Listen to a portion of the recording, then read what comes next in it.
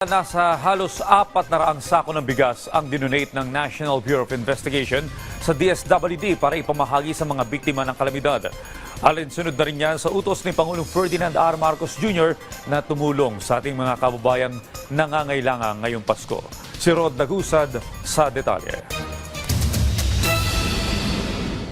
Kasunod na rin ang panawagan ng Pangulo sa mga ahensya ng pamahalaan na huwag maging magarbo ang pagdiriwang ng Christmas party ngayong taon dahil na rin sa pananalasa ng sunod-sunod na 6 na bagyo sa loob lang ng isang buwan sa bansa na nakaapekto sa marami nating mga kababayan.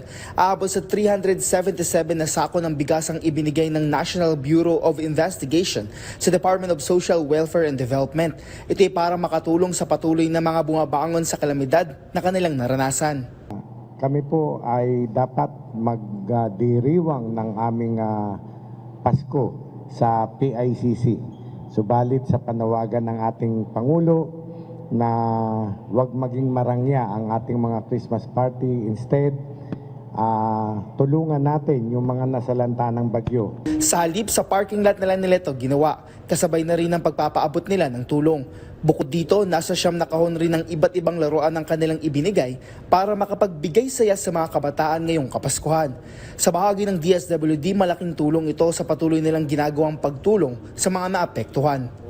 It will significantly bolster our efforts in disaster response and ensure the continuity of our repacking operations, allowing us to better serve those in dire need. Most importantly, this donation represents more than just food.